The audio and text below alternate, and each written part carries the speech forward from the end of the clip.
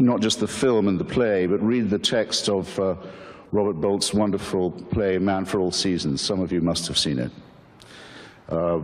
where Sir Thomas More decides that he would rather die than lie or betray his faith.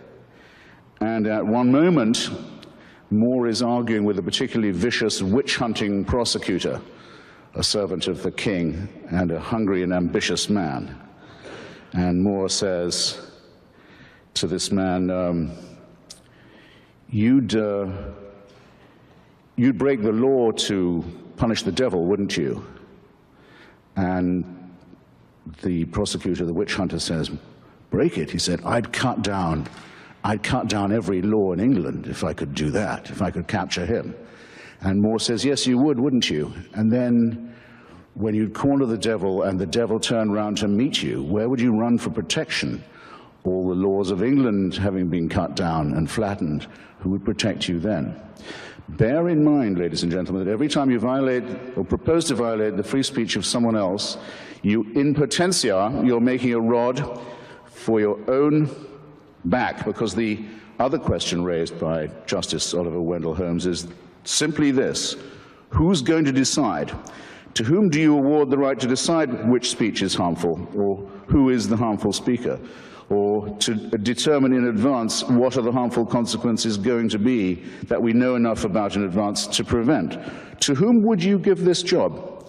To whom are you going to award the task of being the censor? Isn't it a famous old story that the man who has to read all the pornography in order to decide what's fit to be passed and what is fit not to be is the man most likely to become debauched? Did you hear any speaker in the opposition to this motion, eloquent as one of them was, to whom you would delegate the task of deciding for you what you could read? To whom you would give the job of deciding for you, relieve you of the responsibility of hearing what you might have to hear? Do you know anyone? Hands up. Do you know anyone to whom you'd give this job? Does anyone have a nominee? You mean there's no one in Canada good enough to decide what I can read or hear? I had no idea. But there's a law that says there must be such a person, or there's a subsection of some piddling law that says it. Well, the hell with that law, then. It's inviting you to be liars and hypocrites and to deny what you evidently know already.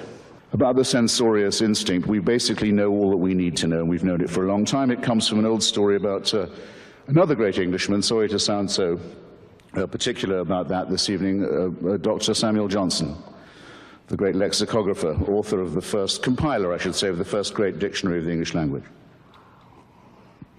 When it was complete, Dr. Johnson was waited upon by various delegations of people to congratulate him, of the nobility, of the quality, of the commons, of the lords, and also by a delegation of respectable ladies of London who attended on him in his Fleet Street lodgings and congratulated him. Dr. Johnson, they said, we are delighted to find that you have not included any indecent or obscene words in your dictionary. Ladies, said Dr. Johnson, I congratulate you on being able to look them up. Anyone who can understand that joke, and I'm pleased to see that about 10% of you can, gets the point about censorship, especially prior restraint, as it's known in the United States, where it's banned by the First Amendment to the Constitution. It may not be determined in advance what words are apt or inapt. No one has the knowledge that would be required to make that call.